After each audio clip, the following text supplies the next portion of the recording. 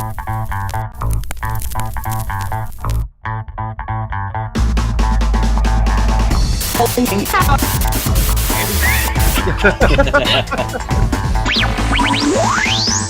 so everybody knows.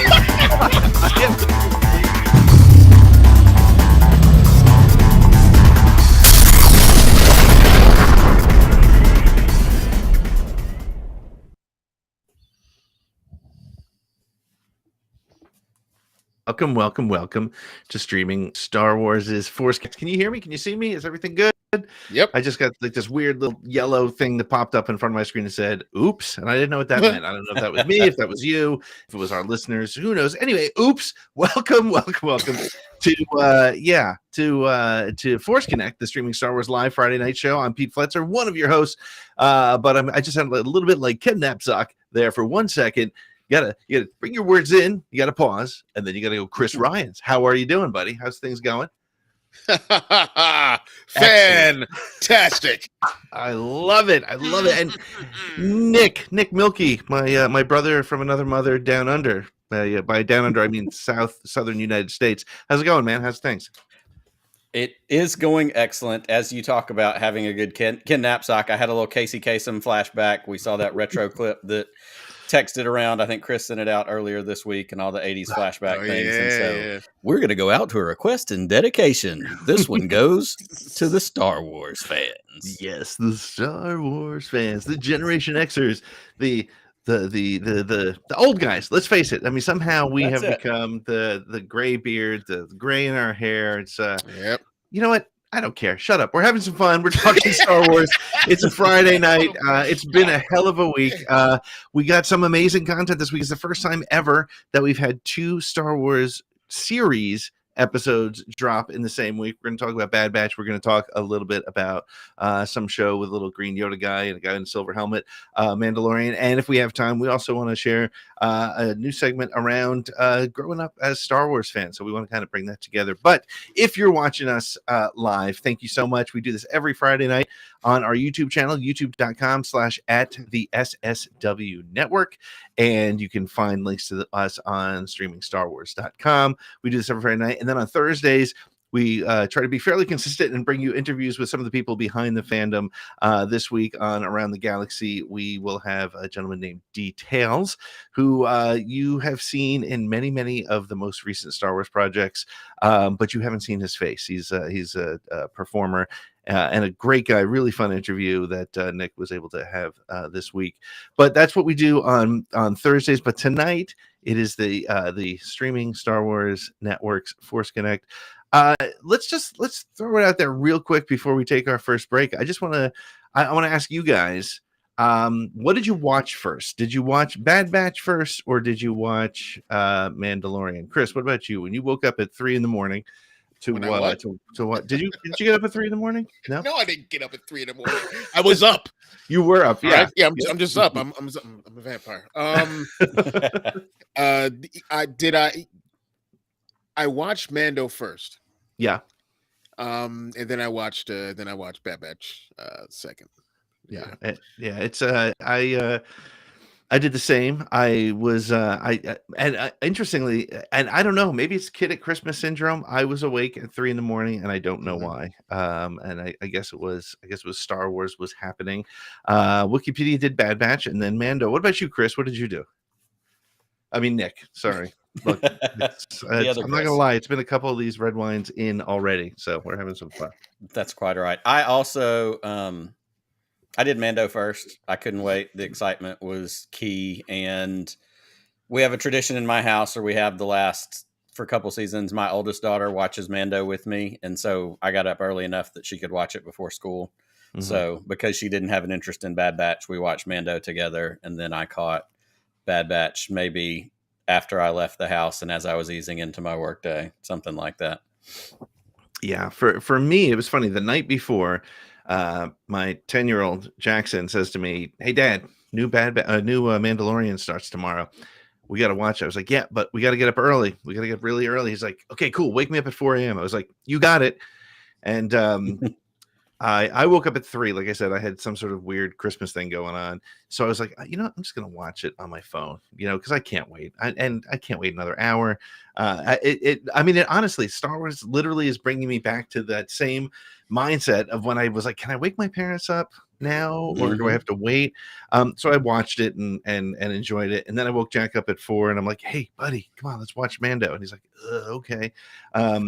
And we watched it again last night because he was falling asleep and waking up and falling asleep. He didn't really remember much of it, but and I can verify that you went to bed early in order to be able to get up early, because Chris and I blew up our group chat that night with a whole bunch of stuff, and Pete was noticeably absent. Yeah, he was in the back tank.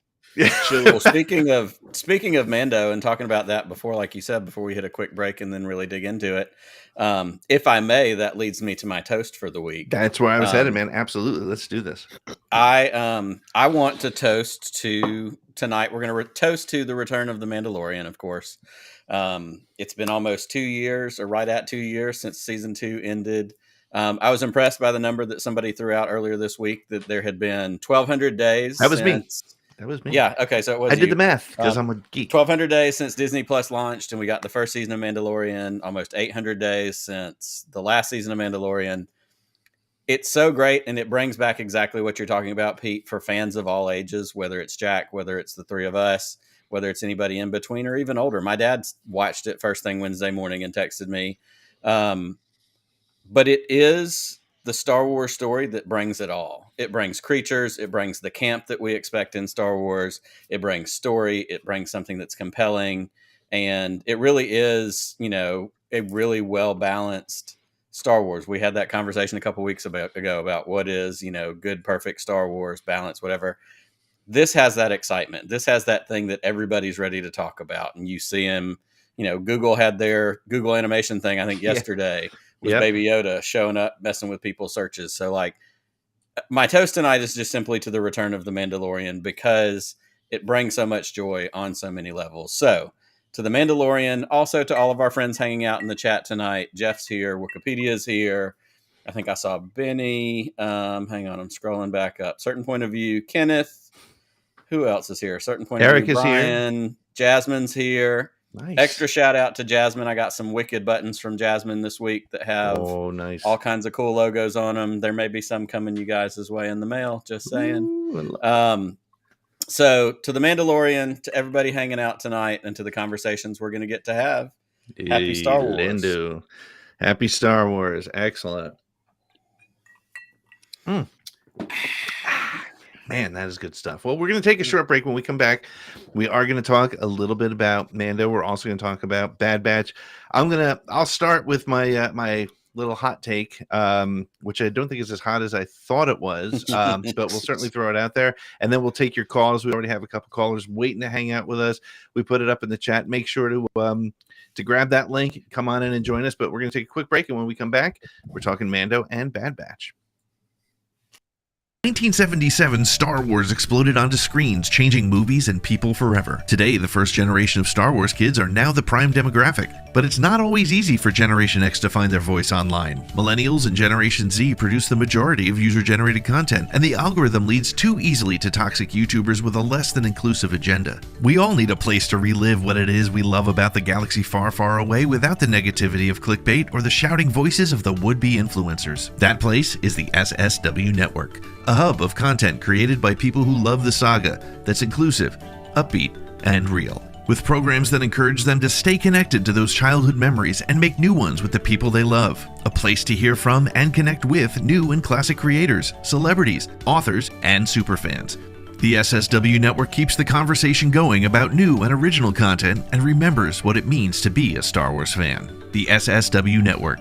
Every generation has a story. And we're back. Welcome back to Force Connect. It is Friday night, with the Friday night of as I mentioned at the very top, the very first time there's been two separate series episodes dropping in the same week. Now we did have, if I remember correctly, somebody correct me if I'm wrong, I'm sure you will. Didn't Visions drop at the same time as, was it Was it Mando? I don't recall because it didn't feel like it No, was completely on no. its I own, think but maybe it was. wasn't Visions was Visions last year, right? Yeah. Was it Bad So Batch? probably Bad Batch. Yeah. Yeah. Okay. No, wait. It might have been on its own. I don't know. Maybe. If you're in the chat and let It us may be know. on this one. I forget. Yeah, so much stuff we couldn't say back in the 80s. This is true, but we can still find reasons to complain about it, which is ridiculous. But to stay on a positive note, let me give you my little hot take. So, here we go. Wikipedia says, "Oh, thank you, Wikipedia. They like our commercial, and man, they're thanking us for making it a welcoming fan. And Wikipedia, you guys are awesome as well. And let's before the hot take, let's mention this. There's been some really interesting things, and I think one of the most amazing things about Wikipedia, other than the fact that I love hearing celebrities drop Wikipedia all the time. You'll Yes. hear Always Katie great. Sackhoff like, I got to go check and see what Bo-Katan has been up to, so I go to Wikipedia. But not only that, Wikipedia just take a really strong stance on just being good people, and without going into the politics and the bullshit that goes along with it, they just take a stand and they stick to it. And I love that about them as an organization. So thank you, Wikipedia, and thank you for hanging out with us tonight.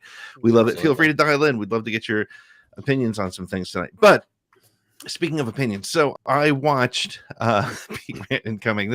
Kenneth, it's always a possibility that a Pete Rant could happen, and I know Chris and Nick are often like, here he goes, slow him down. Here's a little hot take on and again, in sort of looking through some of the commentary on Twitter, I don't think it's as hot as I thought it would be.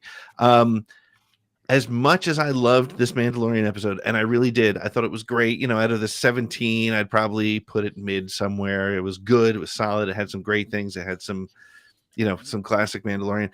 I actually enjoyed the Bad Batch episode more because I felt like it was the first episode since the double episode weeks, which, not that long ago, but it was an episode that moved the story along, had Easter eggs galore for people who have been with Star Wars for forever. And I felt like the impact on the overall story, if you were to say, okay, what did we get out of Mando versus what did we get out of Bad Batch as it relates to the arcs of those two series, I felt like Bad Batch had higher impact. Chris and Nick, am I crazy on that, or what are your thoughts?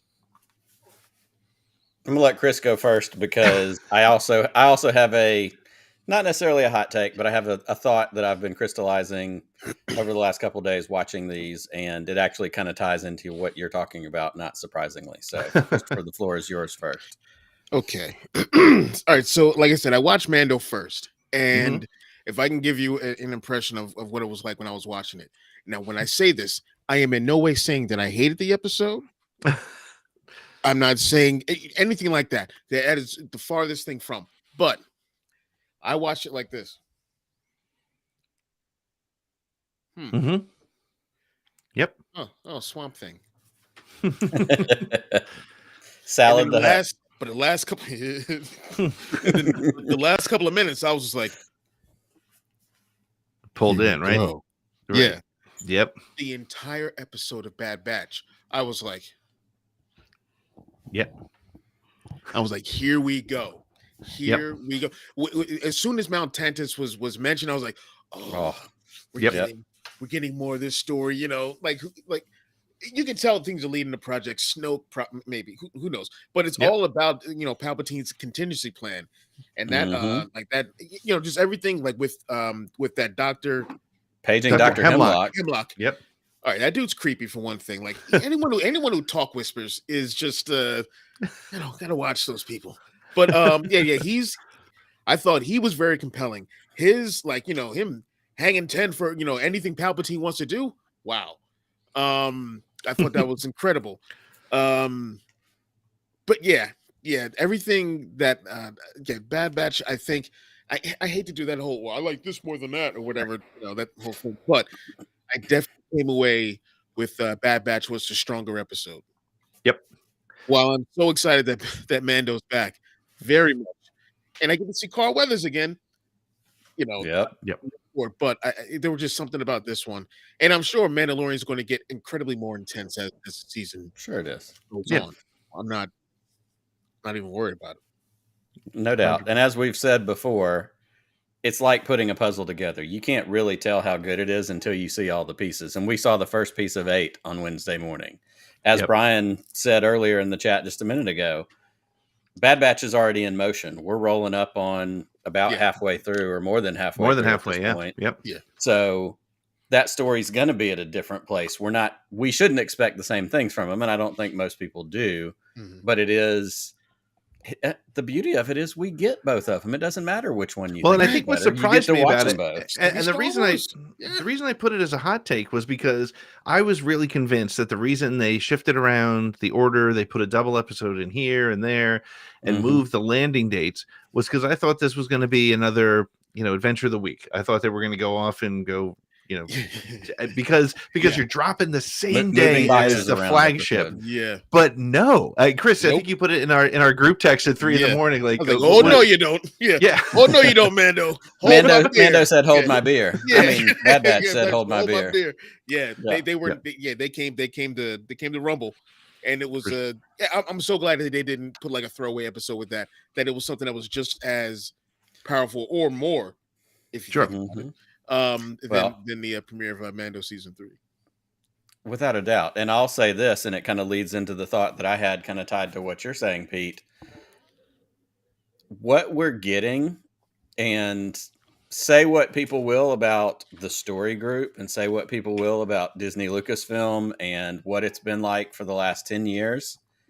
I am more convinced all the time Disney Star Wars is playing a really big game that we don't see. Even the deepest of us that are so invested in this and spend so much time thinking and talking, like the coordination to have a Mount Tantus episode and have multiple Mount Tantus, to have a heavy theme of cloning in Bad Batch, like that's not going away.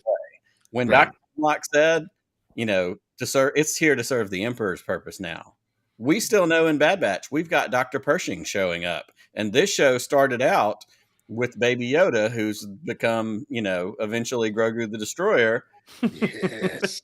I'm glad it was about cloning. My way. It was about cloning. It was about getting these underlying, they're painting a big ass picture that points to the sequel movies and points to somehow Palpatine returned. Absolutely. And for everybody that lost their mind about a radio transmission in Fortnite, and for all, and that's fine. I understand. But this is what this medium allows. And if any of us think that they don't know what they're doing, you're out of your damn mind. Right. There is a big, big, big picture. And there's a board with strings, or there's rocks on there's a thing. And these things go together. And we've still got Ahsoka to come, which ties into this Mandoverse. We've still got Skeleton Crew that's in this Mandoverse timeline, if I understand correctly. And so the way they're weaving this stuff together, and I'll even throw it in there, comic books are continuing to also flesh out stories. Yes, I know. I feel like I'm not allowed to say those two words. No, you can. You can. Granted, you don't read them, but I'm just I am backing up. I read one. I read one last week because you sent it to me. So there. Oh, right. But no. You were absolutely correct. There are lots of hints in going through some of the books that are leading to the sequel trilogy and beyond. Yep. They're setting up characters that we saw for a glimpse in Force Awakens, like in the Bounty Hunters book. Tasu Leech is a part of Valence's Bounty Hunter squad with Bosk and Forlowem and Zuckuss and all that. Like, a young Tasu Leech is in there from Kanji Club. And there are other instances here and there. I don't want to spoil them all and whatnot because I want people to read the comics. So, but again, no, there's a lot of stuff in there. And yeah, I think they're doing their job. They're absolutely doing their job to set things up for sure. And I'll say with you watching the opening episode of Mando, of course, when you watch it the first time, you're looking for, we've talked before about how we watch it, what we do. I try to watch it the first time and just take it all in, and then on a rewatch, look for Easter eggs and clues and, head nod. And you pick up something new every time. I texted one or both of y'all earlier yesterday or today when I watched it for a third time, and I was like, oh, hey, here's another thing. Yep. Heavy Mando making the head nod at the kid getting the helmet. I'm like, that's his kid. And the fact that she didn't finish saying the words. So technically he's not been sworn in under the helmet rule. That's coming back. We're going to call that Chekhov's helmet oath. It's going to be presented in the first act and it's going to shoot you in the fourth act. Right. But I will say, when I was watching that episode, because, and again, tying these pieces together with animation, live action, I was the Leonardo DiCaprio pointing thing when the Purrgil showed up in hyperspace. I lost my damn mind over that because I love Rebels so much. I talk about it all the time. Yeah. And it was one thing to see it in that first shot. Like, that was cool. But when they panned out to that wide shot and the N1 is teeny tiny and they were all right there, unbelievable. Like, that gave me that Star Wars goosebumps, holy crap, Christmas morning feeling. Yeah, that was amazing. When I saw that scene, the first thing I went was, there you go, Dan. Because Dan had been wanting to see the Purrgils in live action for a long time. So I was like, there you go, Dan. That one's for you. And then me, being an idiot, I was looking further into it, like looking to see if maybe, Ezra was riding on one of them. Like, is there another?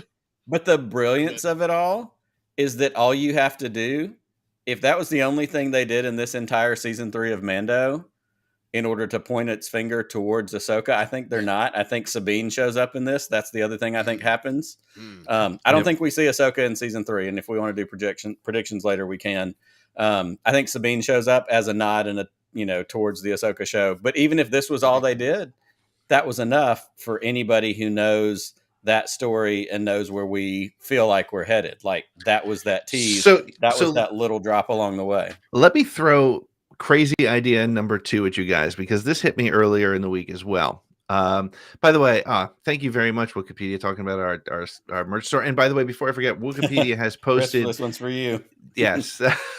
They posted in the chat. They're always open for Wikipedia editors. I am technically an editor. I'm not qualified in many cases to do it, but you can do it. And there it is. With so many releases, if any listeners are interested, it's never a bad time to join Wikipedia and start editing. It's they need all the help they can get, especially with new content hitting every day. So here's crazy idea number 2 that I was going to get it. So Jon Favreau says, we've already written season 4 of Mandalorian. Yes. At the same Writer time, strike. Yep. At the same time, he's saying, well, we don't really know where the show's going. We know where. Well, he didn't. Let me rephrase that because people will jump all over me for that. What he said is there's no definitive ending at this point. Right. Crazy idea. Because I always go back to the fact that everybody says that everybody freaks out about Mando having a big part of Book of Boba Fett, and Kathleen Kennedy told us that the Mando story was continuing in December of 2022 or 2021. She didn't say it was the Mandalorian. She said the story was continuing, and it did. Yeah. Season 4 of Mandalorian could very, very heavily be, and here's the rant that Kenny was talking about earlier. Season 4 could be Ahsoka. Season 4 of the Mandalorian could be Ahsoka. Mm-hmm. We don't know how this ends. And I'm not saying, when I say that, I know people are like, well, no, it's the season 1 of Ahsoka. But this is the Mandoverse now, right? We are in this world of everything connected. You have to watch. You don't have to watch, but you benefit from watching all the content. Mandalorian, I am a firm believer that we're getting Sabine this season. It makes sense. She was the last one that we saw holding the Darksaber, and so it makes sense for her to be a part of it. And I would love to have her and face Bo-Katan again, talk to Bo-Katan about the Darksaber. Mm-hmm. But anyway, so that's my crazy thought, that when Favreau says the 4th season of Mando is written, I think it's a possibility that he means the next chapter in the Mandoverse. So absolutely. I think there could be some kind of an interlude or something, like like a what do they call it? A backdoor pilot for the Skeleton Crew. If that is within the Mandoverse, they could have an episode, because they do stuff like that. Not so much a backdoor pilot, but they do stuff like that in Bad Batch. Yep. We get a whole bunch of a young Hera story, and the whole Syndulla clan. We get what else was like that? We just had episodes about that. Just like it deals with and anyone else other than the Bad Batch for a good chunk of the episode. And I think that could be the same case if they do something like that for Skeleton Crew. And I would say as well, Sabine and or Ahsoka will be seen in this season. Why not? Yeah. Well, It's all and connected. speaking of backdoor pilots, we had the perfect setup in this episode when Din is talking to Grief Karga and they're walking around Navarro. I need a marshal.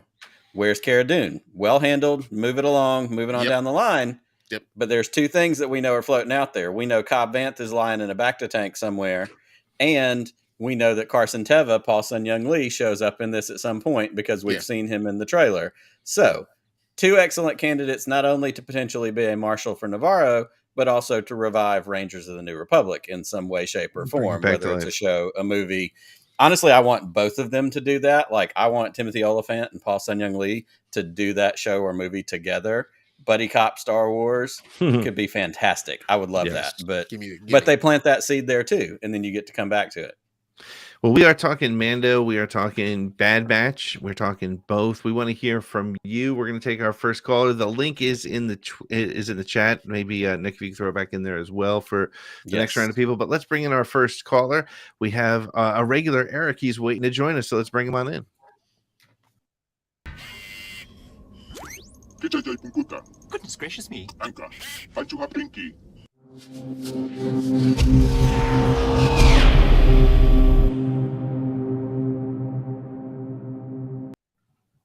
There he is. Well, there he is. I'm super close up. How's it going, Eric? What's up, man? Doing all right. This is the first time I didn't get Pelimoto in my bridge. See, we're trying to keep you on your feet there, man. We're trying to, keep you ready to move. Okay. So hey, man, we got Mando, we got Bad Batch this week. What do you want to talk about? I have a Star Wars conspiracy theory. Oh yes, this is what we need. We need. Rey, first of all, get your tinfoil hats. Yep. Rey is part Zilla Beast. What? No. Okay. See, you lost me. Because I'm thinking to myself, I'm like, why are they setting up all these things with Tantus and Emperor and, him being brought back? And I'm just like, he in Rise of Skywalker can regenerate with absorbing electricity, right? Mm-hmm. He can bring back more of himself, look younger, be more powerful than he ever was with absorption.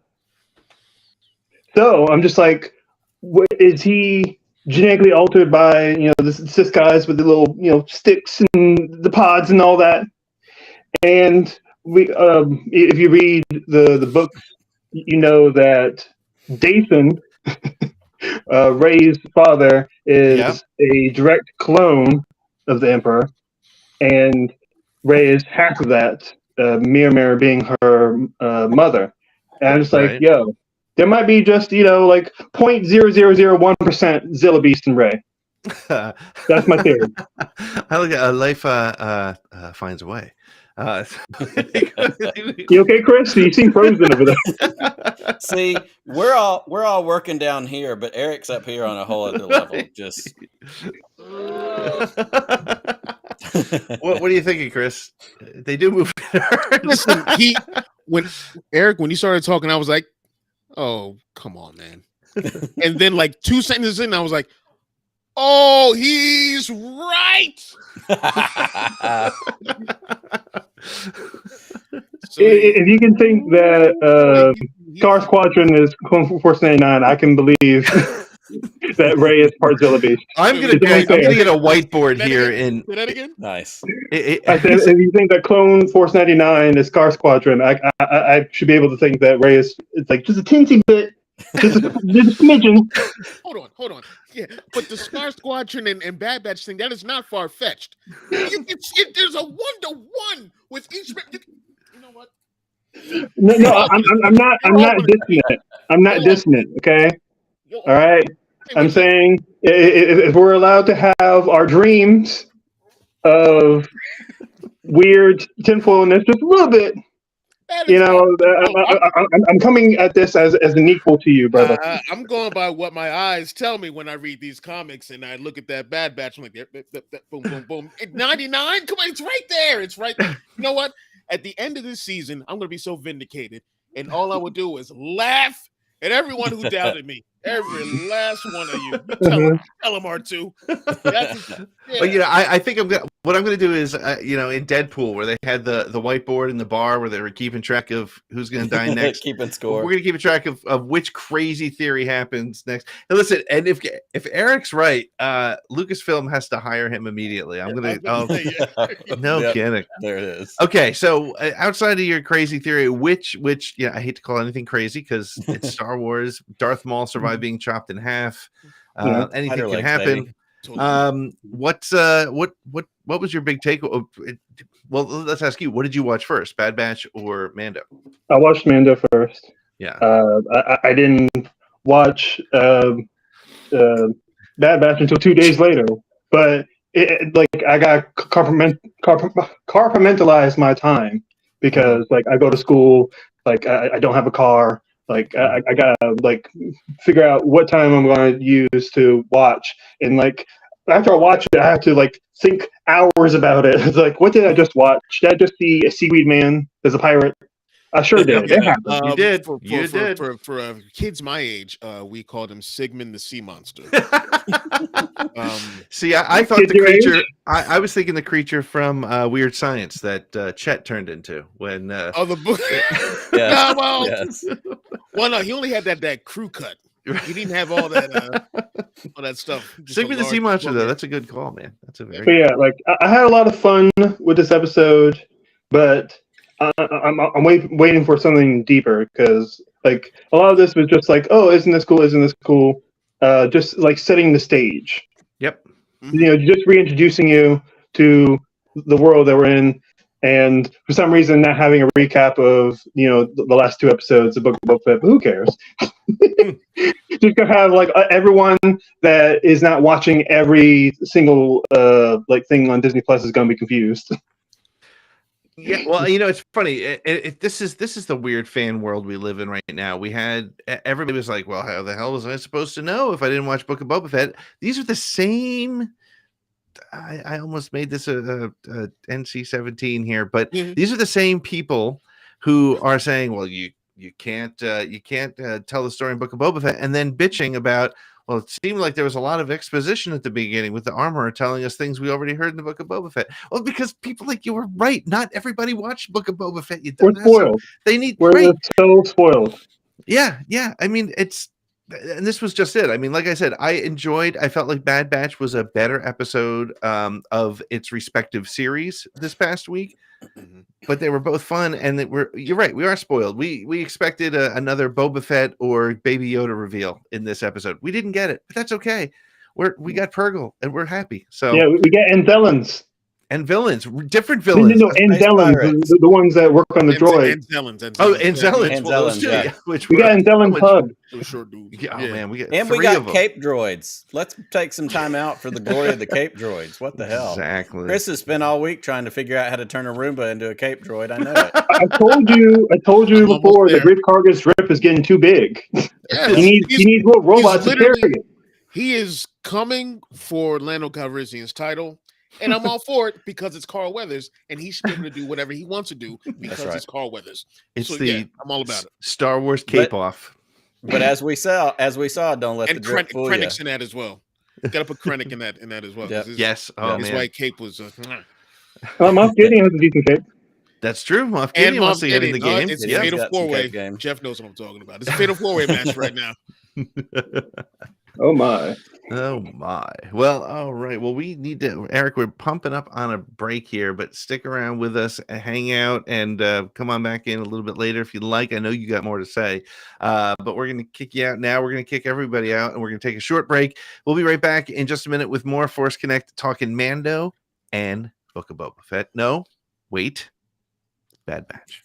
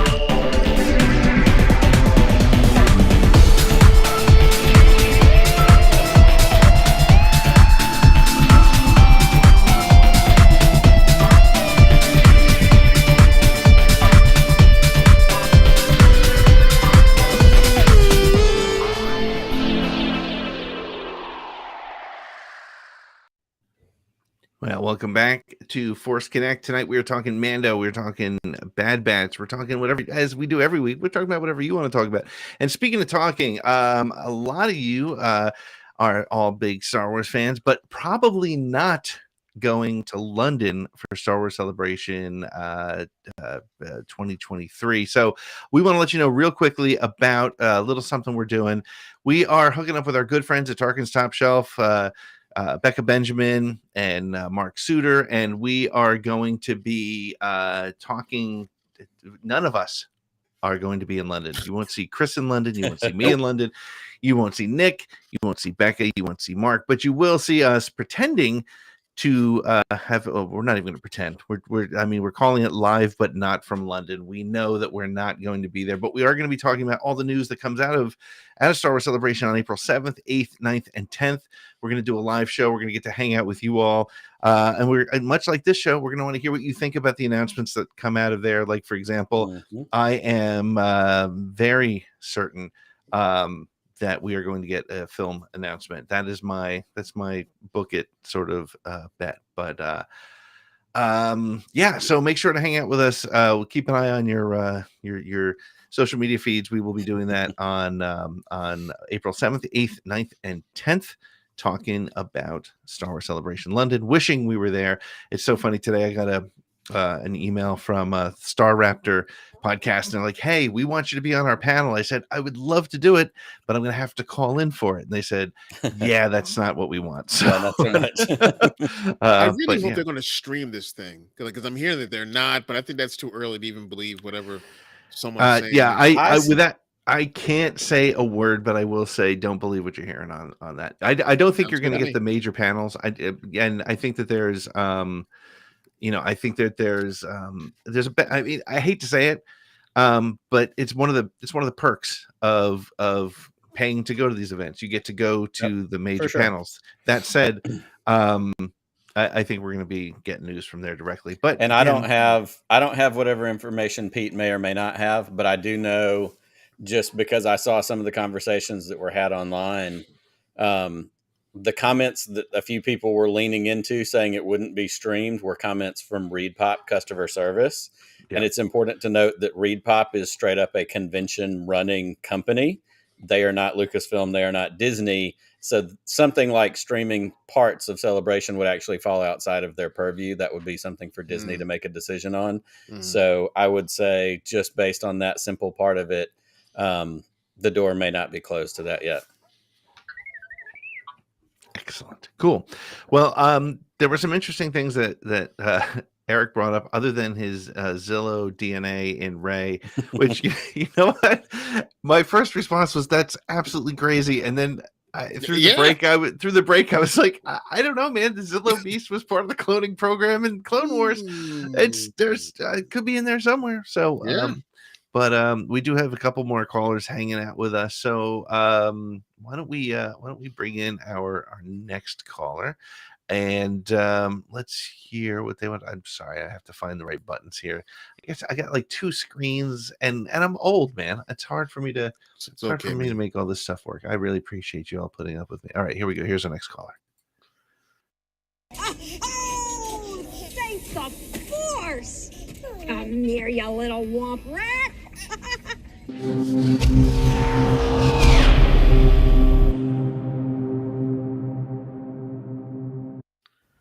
Match game champion Jeff Quaglio is in the house. Yeah. Look, I didn't realize I was next. Hey, what's up, everyone? Good thing your pants are on, Jeff. Jesus. I know. I'm just hanging out. I didn't even. Well, yes. Yikes. Hey, but yeah, Nick, Chris, Pete, what's up, gentlemen and ladies in the chat? Yeah. He's bringing it back. Yeah. The punk. Gosh. Hey. First off, I just want to say, I noticed that the channel is up over 600 subscribers on YouTube. Yes, so, I'm glad you noticed that. Thank you very much. You know what's been doing that's a big deal. Those crazy ass shorts, man. Those YouTube shorts, which when I have 60 seconds on a Tuesday afternoon, I do something stupid and 1,500 people watch it, and I have no idea why. So, yeah, thanks for noticing, man. Congrats on the 600, which is an excellent way to. It's almost like we planned it. If you're watching and you haven't already subscribed to the Streaming Star Wars Network YouTube page, Jeff just told you, hey man, go do that real quick. Please hit do. that button, subscribe. It should be, if you're watching on YouTube, it's right there in front of you. It's the word subscribe. All you got to do is hit it, and you don't even have to leave the screen. It So doesn't get easier Jeff, than that. your check so is in easy. the mail. Wow, It's so Jeff, that was easy. perfect, man. You are earning a spot. I do my best. I do my best. So, what did you watch What's on your first, mind? Bad Batch or Mando? Okay, so I watched Mando at like 5 o'clock in the morning on Wednesday morning, and then similar to Eric, I didn't watch Bad Batch until last night. As a few of you know, that I was blowing up your text message line and your DM on Twitter, and I'm like, so yeah, Mando. A lot of what Chris said was really accurate. Like the Mando episode, you kind of by the end of it, you were back in the Mando verse. Yeah.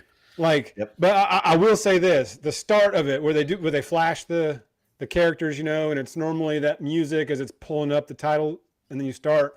But there was no music this time. It was just the sounds of the armorer making. Yes. There was no music. It was just going through and then you're right into it. And I looked at my friend I was watching with, and I was like, already we're already back in Mandoverse. Like already this is amazing. Just the sound, the sounds, the music, just being back in the Mandoverse was really good.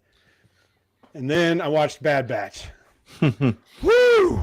Tell us what's on your mind about Bad Were you Batch. like me? Were you like, this is going to be a floater episode that's not going to really bring us much? It'll be fun as they always are, but yes, I was like, that'll be a fun episode, but they're not yeah. going to try to outdo the Mando coming back. But once again, they knew exactly what they were doing, and they said, we're going to drop this beast of an episode that night and blow everyone's minds. Because I think I mentioned this to you, Pete, where I was like, I feel like I'm watching Aliens. Like that's what I felt like when that episode started. Like James Cameron Wednesday, I mentioned the Bombad cast, like between the Terminator callback with the IG-11 crawl on the floor. That was so good. That was straight out of Terminator. James Cameron, and then the Bad Batch episode felt like Aliens, which was James Cameron also. Oh, it was so Aliens. Yep. From the start of it, with the flickering lights and the apocalyptic look of the ship, where obviously something had gone bad, where the crew had been killed, there was something loose, stuff was destroyed. One guy was running around like you knew he was dead the second he you was saw dead him meat. running through Yep. by himself. Well, he's dead. That's like the red shirt in the old Star Treks, when they beam onto a planet in the red shirt, and you're like, that guy's dead. Yeah. So you immediately knew he was dead. But it totally felt like Aliens, which is one of the greatest sci-fi movies of all time. I think it's the best sequel of all time. Yep. That every time I watch that movie, I've seen that movie a zillion times. Every time I watch that movie, I get that same nervousness like I was getting watching Bad Batch with the music, the lights, the darkness, the like, where's it going to come out? What's it going to look like? What's going to get him? How bad, and then when the batch goes on the ship and you're like, they're going to run into this thing. I mean, it's, oh God, everything about Bad Batch just had me. Well, Let me on ask you top this. go ahead, Chris. Go ahead. No, go ahead. Let me ask you this: Did you right away know that it was a Zillow Beast? Like at least, No. to me, I called them the angriest Pokemon ever because it just like it just evolved and whatnot. But Yeah. so I'm not. at first I was like, is that a Zillow? I'm like, nah, that doesn't look like it. And then as it started to grow, I was like, oh, they're doing. Yeah. Ooh, yeah. Yeah, see, I'm not deep enough to know what a Zillow Beast was, so I would never have known what that was. Now, my buddy Chad, who's watching it tonight, just texted me a minute ago and said, "Is that a baby Zillow Beast?" I was like, "That's why everybody has a Chris or a Chad, because you can just say, hey, what is this?" And they just know all the, he's levels deep. I'm not that deep, but I was like, if I see a xenomorph on this episode, I'm going to lose my mind. Well, that's what I was looking for. I was thinking, here it comes. Like if I see the acid for blood and the thing coming, I'm like, that's it. I'm out. Like, here we go.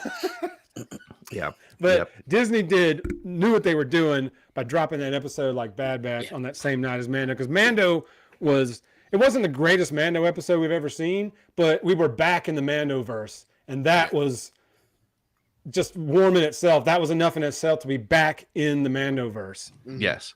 At least, and it felt us like that right? like Star Wars. You realize, I think the thing that I got out of that is, unlike a lot of people who are saying not a lot of people, and that's the key. It's not a lot of people. There are people who are making the connection to what's going on? What am I missing? No, I'm about to agree with the thing that you're going to say because yeah, you can have Mando, you can have Andor, you can have Bad Batch.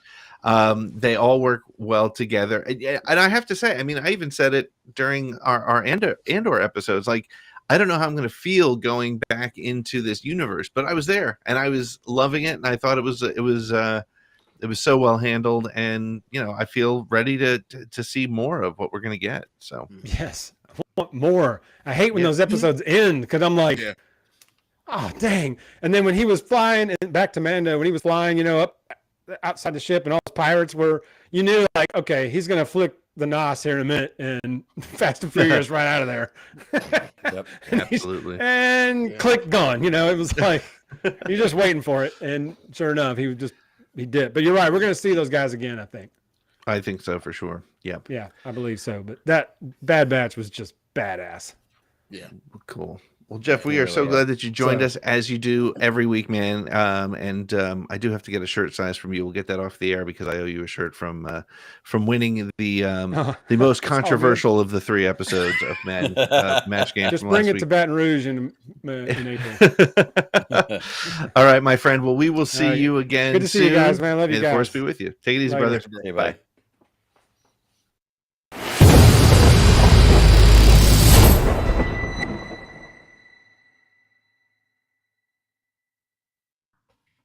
We have the best people who hang out with us every week, man. It's funny when you start these sort of shows, you don't, the people who we know from Twitter, and you're excited that they follow you. But once you start to get these regulars, and you just like, you start to watch these shows, and you're like, what's Eric going to say about this week's show? And I'm digging it. We do have, speaking of Eric, we have someone who's trying to compete and try to keep up and try to be on the show as often as Eric as our next caller. We got Angry Tasty Cakes coming in the show here. Hopefully he's there because we see his name, but we don't see his face. Let's see how this goes. Here we go. Go for Papa Palpatine. You have a collect call from Darth Vader. I gotta take this. Hold on.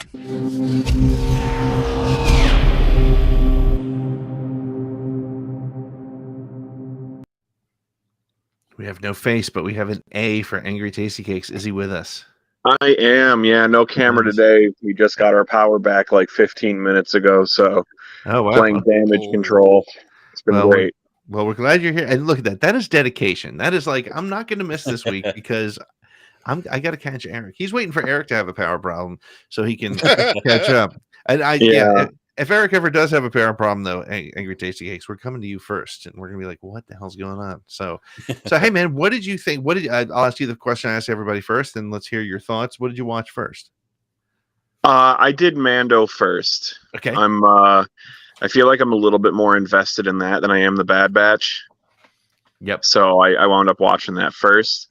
I actually watched it twice, and then I watched Bad Batch. So it was a weird day for sure to have 2 shows come out. Yeah. So, but yeah, I liked them both. Honestly, I thought they were pretty well done. What's your what's sort of your big takeaway from Mandalorian? We watched that one twice. You're more invested in that. Talk to me about what you thought about the episode. I mean, the common theme is, it's not number 1 on anybody's list of 17, which is totally fair. I mean, we're 17 episodes into a show with no clearly defined end. But what was your feeling after you watched it? It's definitely, it's not number 1, but it's not as like, I think honestly it's in my top 5 for a number of reasons. I think it's kind of cool that the time jump that we see between like Mando leaving Navarro and coming back to Navarro and seeing how it's changed in that amount of time was cool, but it was also kind of discombobulating in a lot of ways because you're like, hold on, how long have we been gone? And I think that was sticking in my head a little bit, but I like seeing the changes. I kind of like how they handled Carano's role without perfect. actually handling it, but also handling it at the same time, which I thought was kind of It well was neat done. and tidy. You just It do it was. and move on. It was quick. It was succinct. Yep. It was like, all right. I think it was kind of cool that we got to see like the helmeting ceremony of a young Mandalorian. I thought that was really cool, and the fact that that's Jimmy Kimmel's nephew is also equally entertaining. I was like, I don't see any relation here, but I'm just going to let it go. I was going to say he's a much better looking kid than and Jimmy apparently Kimmel. he was also the kid Jawa in Book of Boba Fett as well. Yeah, he was a Tuscan kid. Yeah, he was the one that was teaching him sign language. Yeah. And I thought that was really kind of cool to kind of see that. Although I will say though, hearing the helmet seal around his neck when he had hair coming out of the bottom of it, I was like, what? That's comedy. I literally had that thought as she was putting the helmet on. I was like, is it going to make the noise? Like there's hair there. Like I still don't understand how that helmet seal works. I think if he takes that helmet off, the hair's been cut. I think it's like it's like a flow beat. It's a Mandalorian helmet and a flow beat with the bowl together. Cut around the bowl. That's it. But I do think though that kid's not going to be in the Death Watch by the end of the season. I'm making that prediction now. I think like the Death Watch is finally going to go away when they realize like they're the cause of most of the problems on Mandalore. It was kind of cool, and I'm surprised that like. One thing that caught me off guard is no one was really talking about how a pirate king got his hands on an Eclipse Star Destroyer. Like, how the hell did Pizza the Hut get his hands on that monster? Yep. Like, how? Yep. Like, when he comes around the asteroid and you see it, I'm like, that's an eclipse. That's a damn eclipse. Well, and like, well, you know, as a big fan of comic books, I was really excited to see the Heir to the Empire artwork coming to life on Dark screen. Forces, Pete. Yeah. Dark Forces. See it? First person I thought of when I saw that. The first person I thought of. I know Pete's funny book loving ass is going to love that one. But honestly, I did recognize it. I didn't know why, but I recognized it. Well, and when you said that, after I knew where it came from, and of course was thinking through, the different permutations of that, it did actually lead me back to the Heir to the Empire trilogy with the Katana fleet, and like, okay, somebody got a hold of an old Imperial ship, and they're using it for something else, and so but they were very much Force Awakens style gun turrets, which I thought. Sure. Oh, the old B-52 Strarf, like, the bubbles, Yep. I was like, okay, that's a pretty cool throwback. I'm gonna be honest. It was a neat touch, and it wasn't just like a stereotypical Imperial turbo laser battery, and I thought that was kind of cool. Yep. Yeah. But I enjoyed that. My favorite part, I think, was also seeing Bo-Katan's mental state completely deteriorate. Yeah. So good. Yeah. Like Katie Sackhoff, I just need to take a moment to appreciate how good she is in that role. Like, she can play it animated, live action, doesn't bother me. She still gets that character. And just like seeing her overall deadpan facial expression, like I just got the feeling like this is somebody who's lost everything. Yep. Yeah. And just and the way she said it, she's like, yeah, wave that thing around. They'll do whatever you tell them to. Like, yeah.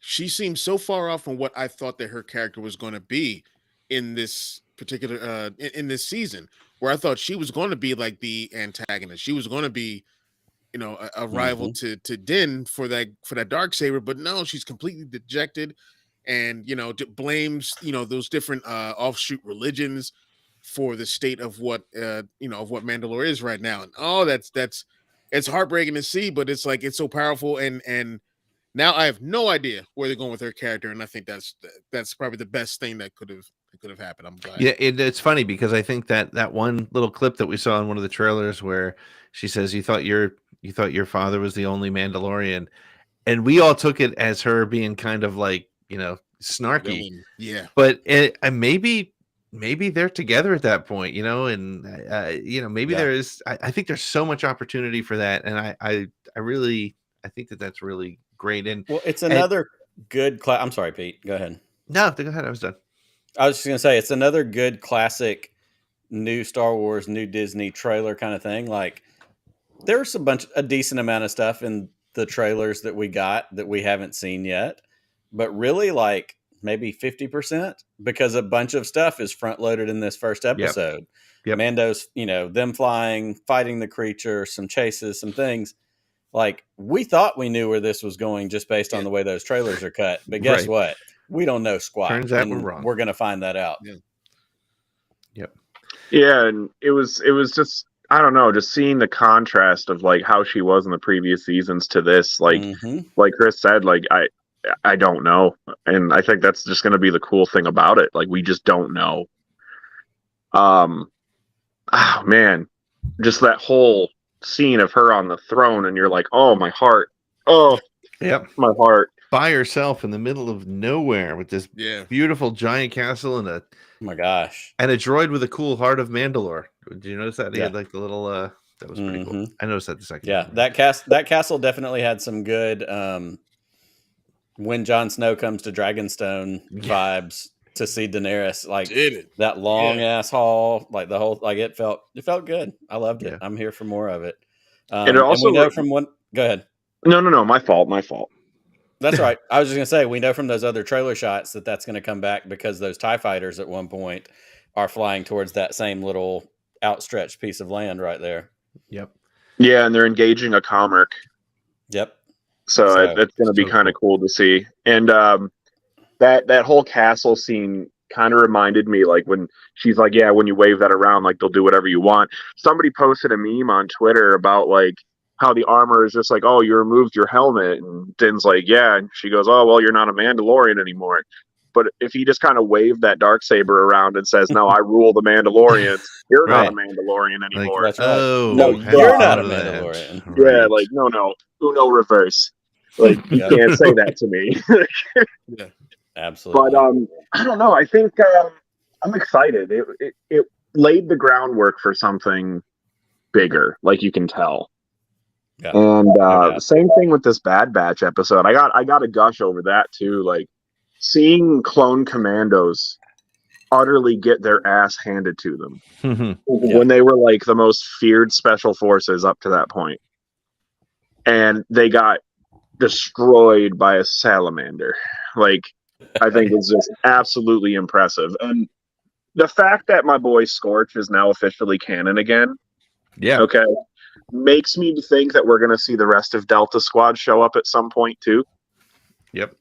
Because you can't have one without the other three. But then that retcons all of Republic Commando back in like 2004, which I think it already has been, but it's gonna be wild. So I'm super excited. That's awesome. It's all very exciting. Well, Angry, we're so glad that you were able to join us. I'm glad you got your power back. Hopefully everything in the fridge is okay. Hopefully the heat is good, the cool is good, whatever it is you need. Thank you for calling in, as you do every week so trustfully, and having such great comments and insights. We always look forward to hearing from you, and we hope you have Are you sure about that? Oh, yeah. I am sure about that. Hell yeah. Positive. Oh, one thing before I do take off, Chris, the puppet, by the way, I hope you're a fan of Ochi the Bestoon, or Ochi of Bestoon. I'm making you one. I'm having it made, and it's going to be called Ochi the Festoon, and he's going to be with a Napoleon-style jacket just loaded with medals. Okay? Fantastic. And I just got to figure out a way to get it to you at that point. So I'll start working on the Ochi voice and whatnot. I'll get them ready. All right. Thanks, awesome, brother. Dude.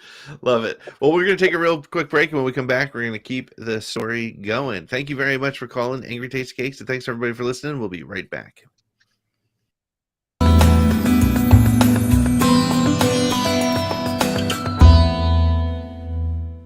Revenge of the Sith acting challenge. I play Obi-Wan, you play Anakin. You're the blue line. No. Let's go. No. You were the chosen one. No, this is a FaceTime call, buddy. I think it was said that you would destroy the Sith, not join them. No, you definitely have the wrong number. Bring balance to the Force, not leave it in darkness. I'm not even sure what you're talking about, but thank you for calling. Check who you're trying to call. You got the wrong number, and don't be so upset about it. I'm sorry. You just have the wrong number. It happens. It's happened. You were my brother, Anakin. No, I'm not even Anakin, and I don't know who you are. I loved you. Oh, hey, easy. Listen, I don't feel the same way. No, don't do that. Don't do that. No, I'm so sorry. I hope you find who you're trying to call, though. Wait, where are you going?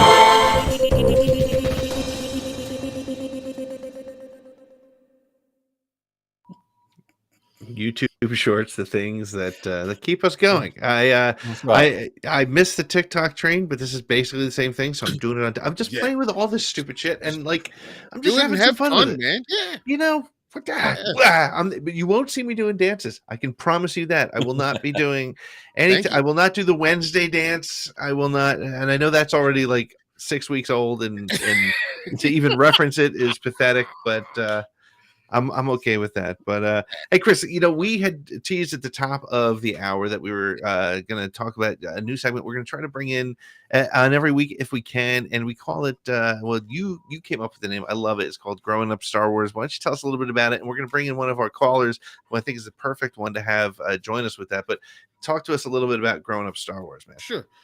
Hold on a second. Let me Nope.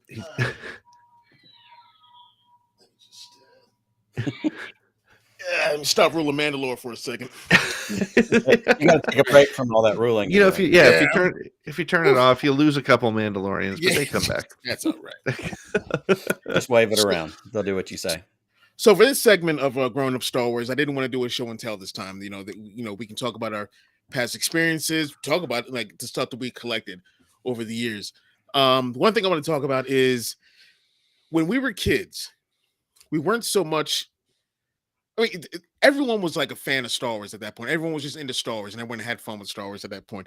But there came a time as you started to grow up, maybe like 10 or 11 years old, where you can tell, when that shaped someone's life, and that just became like a permanent part of their life.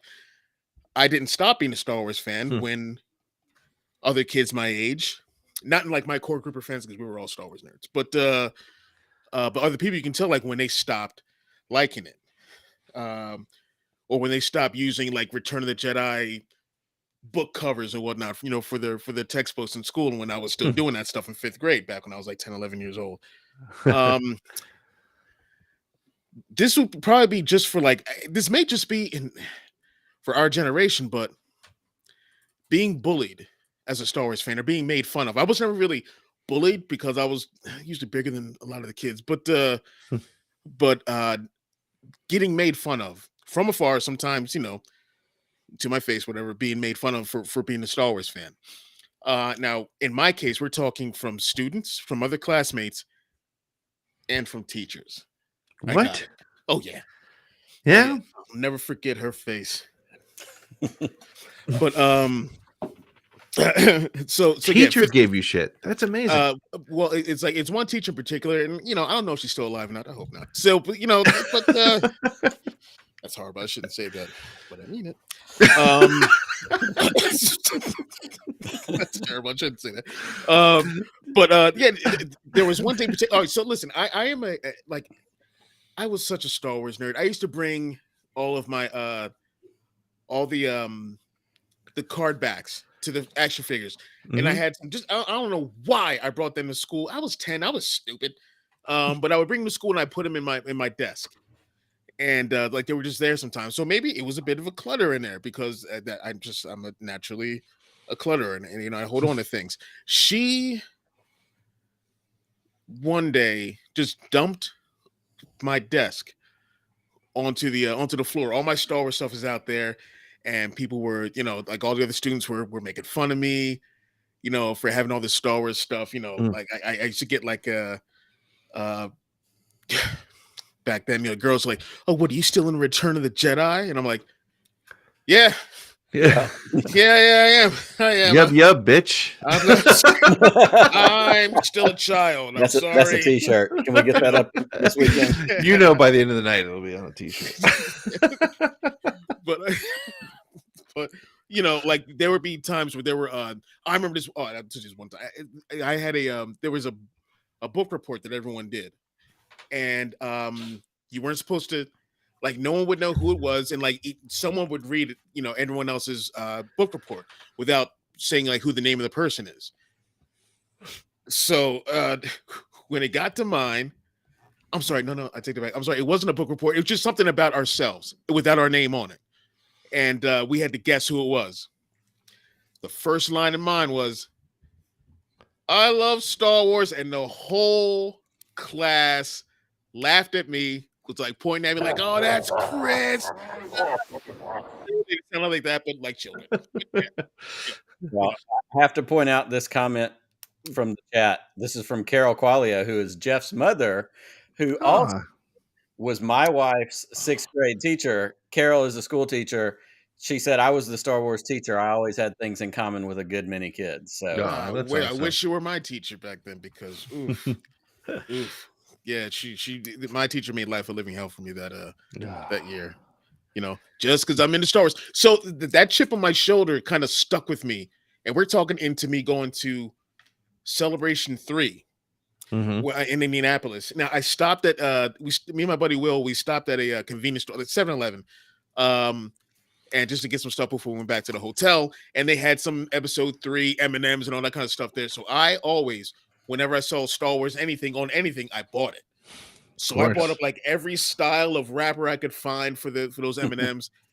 And one of the ladies who wasn't even working there, she's just sitting at the counter, in front of the counter. Like, why are you getting all that stuff? I was like, why are you all up in my business? Like there's a chip on my shoulder with that. And she's like, oh, I was just wondering. I'm like, I'm sorry. I've had kind of a rough childhood with that sort of thing. But yeah, how about you guys? Is there anything like that for you guys, like where you've been bullied or made fun of as a kid for liking Star Wars, well past when society says we shouldn't have been? I still kind of feel like today, like I was it's interesting. I mean, it's not bullying, but there is a weird kind of like when people find out you're a Star Wars fan, right?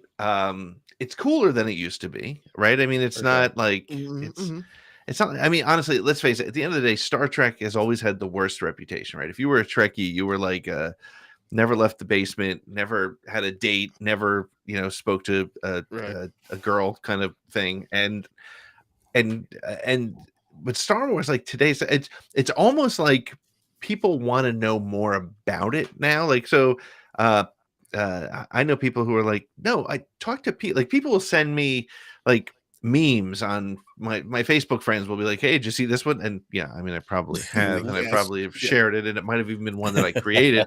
But there's like this ownership now that wasn't there. And while I wasn't bullied as a kid, because honestly, I was the first generation. I was 7 years old when A New Hope came out. So we were all full on nerds. And I remember, drawing X-Wings and TIE fighters in our notebooks with, little Matt next door. We were best friends at the time. And we were just like, that was our thing. So I don't think I missed the Star Wars boat at all. But I dealt with it as an adult in the 90s when things were like, I was in my mid 20s. It was before the prequels came out, and Star Wars was like people would be, it was a similar sort of situation. Nobody was dumping out my desk, but people were like, you still like Star Wars? That's still a thing? It's like being a Rush fan. I mean, for many, many years, people were like, is Rush still around? I was like, well, yeah, they just came out with one of my favorite albums ever, back in 1990, whatever.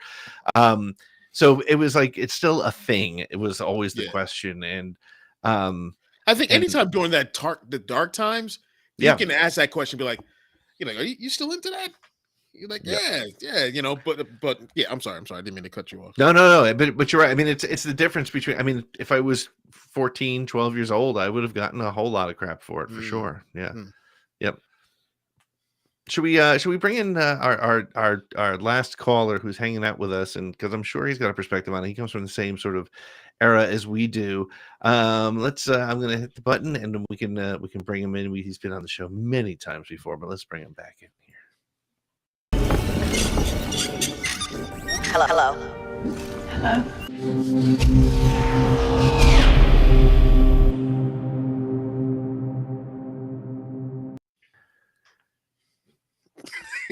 Hello there. Oh, there you go.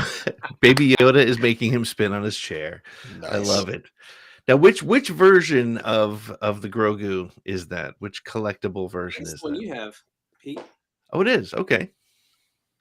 Yeah, there he is. Nice. I love it. Love it. Little baby. Baby, no. Baby. He's young. He's no young. Squeezy. Right. Baby, no squeezy. The Azellans and Grogu together. I mean, come on. I love how Den just like he threw out the name too. You know, I mean, if you had the first, middle, and last name, he would have used all three. But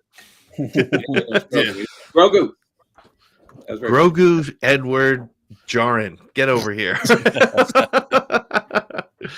So, Brian, what you heard Chris's sad story? Did you have? How did you deal with any of that sort of? I was and still am an introvert, deeply insecure, but I fake it till I make it. I'm pretending to be a more confident version of Brian Fry. So back in the day, the dark times and before that, I don't know that I really advertised it much. I mean, I had stickers on my Trapper Keeper, and I had the lunch boxes when I was a much younger kid, but everyone was nerd and, you know, awkwardly social then. But middle school and high school, I don't think I really displayed it much. Yeah. And it was until, I guess, the prequels. I already been married by that point, so, you know, we just like flooring it and just buying up all the Star Wars and wearing Star Wars and costuming Star Wars at Dragon Con. All that stuff like came out then. I was still, you know, not like confident, like I wouldn't have worn that like to the mall or anything, but it was weird. Recently, people do what they call bounding in the Disney parks, bounding at Galaxy's Edge in particular, like they do it at Hogwarts over at Universal. They'll, you know, stop in one of the restrooms, put on their robes or put on their Star Wars gear and walk into Hogwarts or Star Wars Land and just, you know, pretend a little. Just live it. Enjoy being a super nerd. And I don't usually do that. Holly's big into that, but I finally got around to doing that in the last year or so. I've seen your Galactic Cruiser stuff, man, and I'm like, I want to talk to him because I got to pick some of that stuff up. Immerse it inside that building, and you get out as like a guest of like your shore excursion, and so I mean, it's kind of you're LARPing at that point. But just to do it as like a visitor to the park, I haven't really done that much, and I'm finally getting into it. I'm finally like, you know, just pardon my French, but I'm finally just to the fuck it. I don't care what these people around think. I'm having fun. Yeah. That's awesome. Yeah, back in the day, I wasn't one, like I don't even think I had a whole bunch of Star Wars t-shirts, and trust me, I make up for it now. Yeah. But yeah, I didn't have like at school I didn't wear t-shirts or anything like that. I just had like, you know, like a Star Wars book with me, or like I said, the card backs and whatnot that I had with me. And I don't know why I brought them to school, but yeah, that was how I expressed myself. Then all those card backs are worth all that money now. Yeah. But you know, like you're saying, I did with you, man. Yeah, man. Yeah, there they are. Look at that. Did stop doing. I stopped bringing them in and all that kind of stuff. Like around, like after 5th grade, they kind of beat me down a little bit. But I still remained a Star Wars fan and still watched it. Yeah, I became a little introverted with it at that point. Yeah, I didn't even. And I'll just go ahead, Brian. Sorry, go ahead, Pete. Nick. No, I was just going to say, I relate to your story a good bit, Brian, as far as at that age and stage when I was in school. I was in Selma, Alabama, which is not the town you think of when you think of Star Wars. Also, I went to a small private school. I had a graduating class of 50 people. And this was Alabama. This was country. Well, 50 people graduating in Alabama. That's a. Oh my God. Hey, it's not Mississippi, but you know, whatever. Sorry. Canceled. Look at that. We're getting canceled live on Twitter. Yeah, right I now. grew up in country music, football. The dudes drove trucks. I drove a 1989 Mercury Tracer hatchback. Look it up. It looks like the Garth Mobile from Wayne's World. Nice. I love it.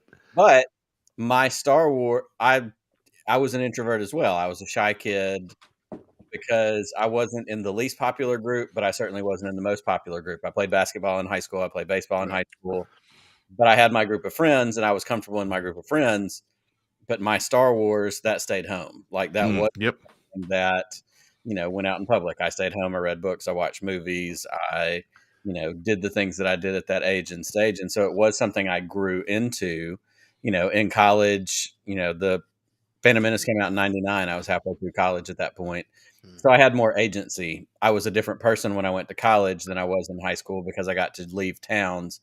Nobody knew me. I got to kind of start becoming more of who I either thought I was or wanted to be. I played in bands. I did stuff that in high school, if you told me I was going to do that, I'd be like, you're crazy. I would never be on a stage and play in a rock band. And I did. I loved it. So as I got into college, as the prequels came out, I was able to have some of that transition to, I'm a Star Wars fan. Brian Fennessy put in the chat earlier, when the shadow poster for Phantom Menace came out, he hung it in his dorm room.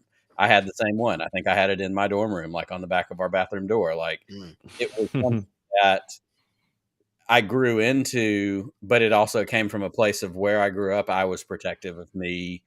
And if that got out, it could have had the potential to be something detrimental to my barely existing social life as a high schooler in Alabama at that time, in the 80s and 90s.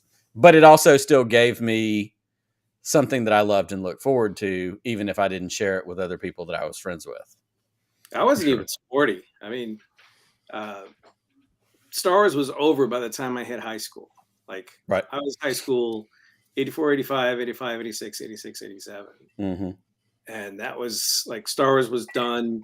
Like Leia probably kicked off puberty for me. I maybe shouldn't say this, but that bikini, that metal bikini, that did it for me.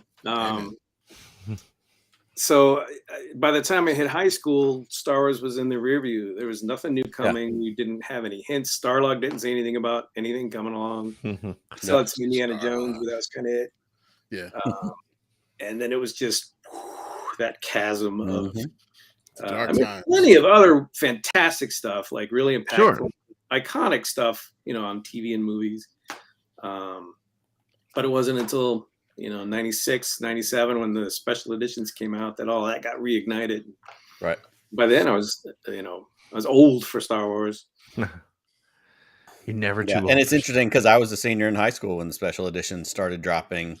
Or did they come out that summer or did they come out in February? No, it was February. So I was a senior in high school, about to graduate and move into exactly that same transition. And that was kind of when we started moving into this wider general public acknowledgement of Star Wars as a cultural thing. It was like, 20 years, 25 years later, people looked up and were like, oh, holy shit. Like, I remember this thing. And, it became a thing. And then it led into the prequels and it led into, where we are now, where even people who have never watched a Star Wars in their life are prone to buy a Star Wars t-shirt or buy a Baby Yoda something, or, it really has permeated, our culture. It was a good time for nostalgia to kick in. Like we were starting to experience rent. We were starting to experience, insurance things, maybe a funeral or two, we were hitting responsibilities time. And it was nice to have Star Wars like the old Star Wars to escape back into and getting a little refresh with the special editions. And then suddenly we could look forward to brand new stuff. Yeah. Right. Yep. Well, that's great. Well, cool. This is we're gonna revisit this on a regular basis here on Force Connect, and so I do feel bad though, Brian, because we didn't give you a chance to give us any Mando or Bad Batch thoughts. You have one thought that's burning in your brain after watching Bad Batch and or Mando that you want to make sure you share with us this week. I comment earlier in chat about how we've gotten some Bad Batch already, so they're like off and running. And that was a good observation. Yeah, a whole new thing. But we did set our alarm for 2:45, I think, and made it to 3 a.m.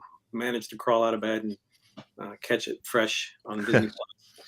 Awesome. We'll probably keep that going forward, although it just wrecks your day afterwards. It does. It really does.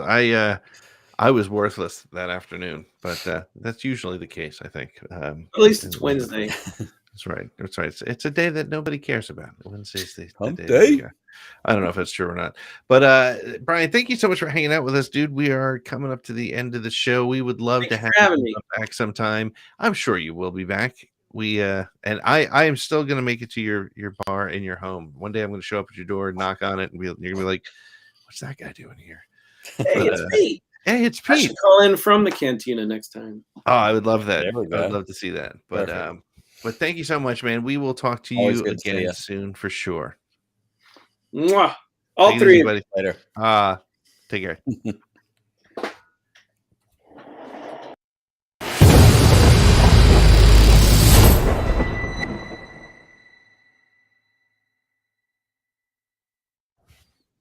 I hope that wasn't too much of a downer. I'm sorry if I No, brought the room down with that. this is awful. Not at all. No. Hey, it's interesting because I think it's really important though that we do. Not important, but I think it's interesting to get those memories because I've been doing Around the Galaxy for coming up on 4 years. In April, it'll be 4 freaking years. We've done over 175 episodes, and it's interesting when I ask the question of all my guests, and these are people who either are in it or sometimes they're just super fans. It's a little bit of everything.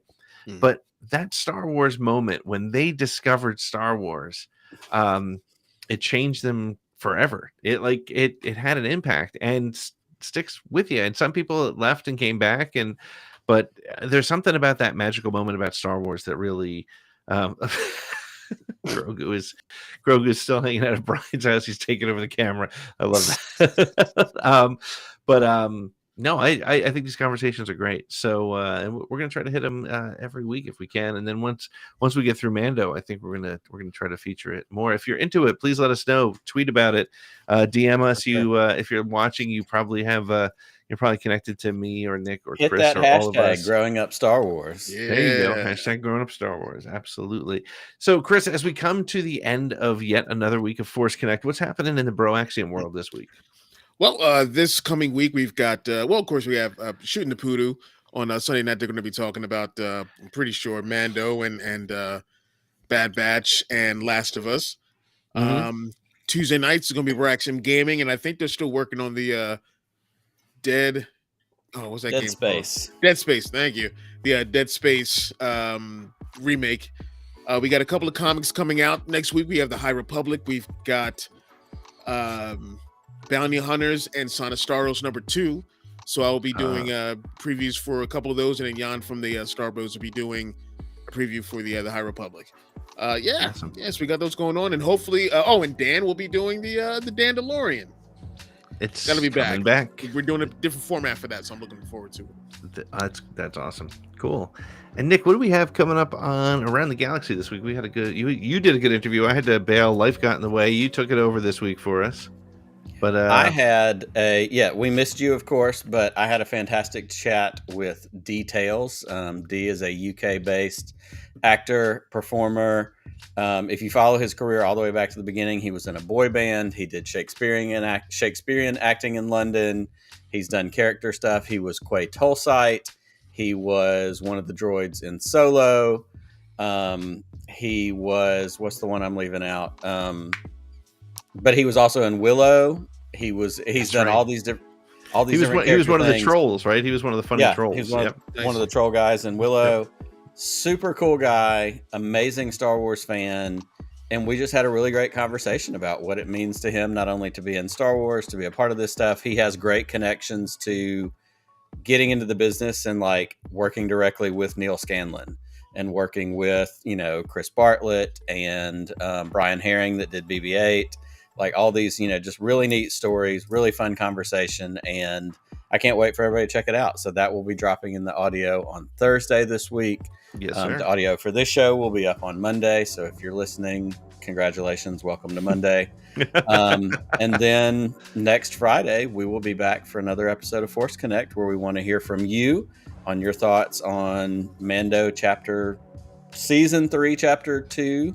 Verse 2, Episode 2. I don't know what we're doing here. And more Bad Batch. So 2 more new Star Wars are going to drop on Wednesday, and we get to talk about it, which is what could be better. You can't beat that. And so make sure to keep up with us on all your social media channels. We have officially gotten at the SSW Network on Twitter, TikTok, Instagram, as well as on YouTube. So if you're listening, make sure you go to youtube.com/at the SSW Network so you can join us on Fridays. We're at Streaming Star Wars on Facebook and Patreon and streamingstarwars.com. And we got so much going on. If you're enjoying the show, if you're enjoying this point of view, honestly, if you're really digging the perspective of the, you know, like I hate to pigeonhole this, and I'm really not trying to do that, but you know, we are bringing that Generation X thinking. And if you're enjoying it, if you're enjoying this conversation, please make sure to tell people about it. I'll be a little transparent here, maybe even a little ugly, but I see a lot of people giving a lot of love to a lot of podcasts, and there are some great ones out there. And honestly, there's some ones out there that I call really good friends, and there's some amazing work going on out there. But if you are enjoying us, it really helps us out if you let people know about it. So we really do appreciate it. If you can do that, share it, say it. When somebody's asking, what should I check out? Tell them about the Streaming Star Wars Network. So, gentlemen, thanks so much for hanging out with me on this Friday night. This has been a lot of fun, as always. Cheers to all of you. And Nick, may the Force be with you. Always. Just one more round, friend, then homeward bound, friend. Don't forget me in your dreams. Just one more song, friend, and then so long, friend. The nights get shorter, it seems. Just one more rhyme, friend. Yes, it's a crime, friend. But you know time, friend. Time can fly. So it's good night, friend. Good night, but not goodbye.